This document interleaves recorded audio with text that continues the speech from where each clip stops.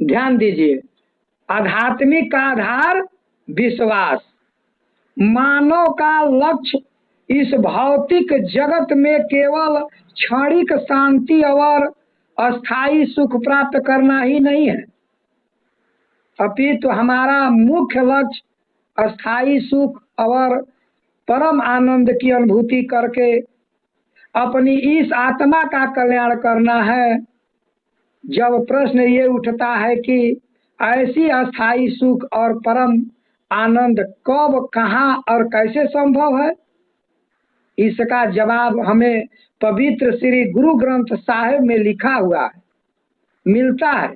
और ये इस जीव के लिए स्पष्ट निर्देश भी है कि जो सुख को चाहे सदा शरण राम की लेह, अकह नानक सुन रे मनवा दुर्लभ मानुष देह।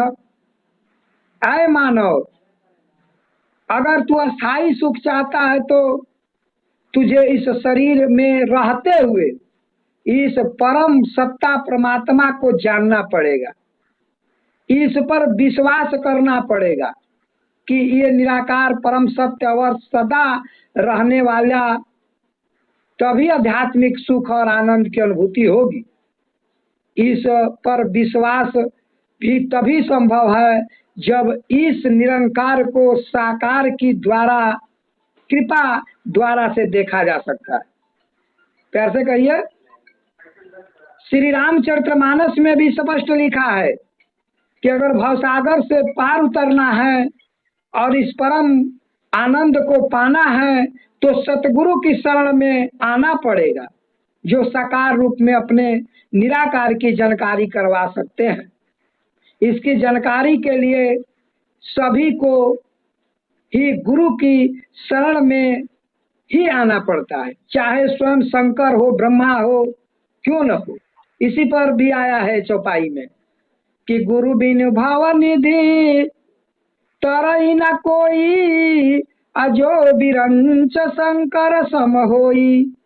मैंने गुरु के बिना कोई भवसागर से पार नहीं कर सकता, चाहे वो ब्रह्मा हो, ब्रह्मा जी हो, शंकर जी के समान क्यों न हो जाए। सतगुरु केवल एक शिक्षक या साधारण व्यक्ति नहीं है, स्वयं निराकार अपने साकार रूप में हर युगों में अवतरित होता है, जो हमें निज स्वरूप का ज्ञान देता है। किंतु इंसान इस पर विश्वास ही नहीं करता है। इसलिए श्री कृष्ण भगवान जी भी गीता में कहे हैं कि अवजनित मूढ़ा पर मूढ़ अविवेकी लोग मुझे केवल मनुष्य देहधारी समझते हैं और मेरे ईश्वरी भाव को नहीं समझते। साधु पुरुष का उद्धार करने के लिए, पाप कर्म करने वाले का विनाश करने के लिए, मैं धर्म की अच्छी तरह से स्थापना करने के लिए मैं जुगों जुगों में प्रकट होता हूँ। प्यार से कहिए, जिस ज्ञान की प्राप्ति के बाद मोह उत्पन्न न हो, दुख का प्रभाव न पड़े और पार ब्रह्म की प्राप्ति हो जाए, ऐसा ज्ञान और विश्वास केवल केवल गुरु की कृपा से ही मिलता है। इसलिए पवित्र अवतार वाणी में अवतार बाबा को लिखना पड़ा कि पहले दर्शन पीछे प्रीति, फिर चाहे कोई जाप करे, आ कहे अवतार बिना प्रभु देखे, जाप नहीं भी लाप करे। इस प्रभु पर विश्वास भी तभी संभव है जब सतगुरु कृपा से इसका साक्षात्कार हो जाए। रामचरितमानस में भी स्पष्ट निर्देश है कि जाने बिना नहीं होई प्रतीति, बिन प्रतीति होई नहीं प्रीति, प्रीति बिना नहीं भक्ति दिहाई, जिम खग जल कै चिकनाई। इस प्रभु को जाने बिना इस पर विश्वास नहीं जमता, विश्वास के बिना प्रीति नहीं होती और प्रीति के बिना भक्ति वैसे ही दृढ़ नहीं होती। हे पंछीराज गरुड़ जी, जल की चिकनाई ठहरती नहीं। जब श्री राम श्री कृष्ण आदि अवतार धारण कर आए तब उन्होंने भी गुरु विश्वामित्र, वशिष्ठ जी तथा संदीपनी मुनि जैसे ब्रह्मनिष्ठ संतों की शरण में जाकर मानव मात्र को सतगुरु महिमा का महान संदेश प्रदान किया और अपने भक्ति के विश्वास को पवित्र करने के लिए स्वयं साकार सतगुरु की शरण में गए। रामकृष्ण से कौन बड़ा, तिन्हें भी गुरु कीन्हा, तीन लोक में है धनी, गुरु आगे अधीन। हमें भी साकार सतगुरु की चरणों में बैठना ही पड़ेगा, तभी इसकी जानकारी करके मानव इस निरंकार को जानकर अपने असली स्वरूप को पहचान सकता है और अपने विश्वास को दृढ़ कर सकता है। भक्त शिरोमणि तुलसीदास जी ने भी रामचरितमानस में कहा है कि सतगुरु की कृपा रूपी चरणों में ही ये विश्वास संभव है। बंदौ गुरु पद पदुम परागा, असु रुचि सुभाव सरल अनुरागा, अमीम मूलमय चूरन चारु, समन सकल भव रूप परिवारु।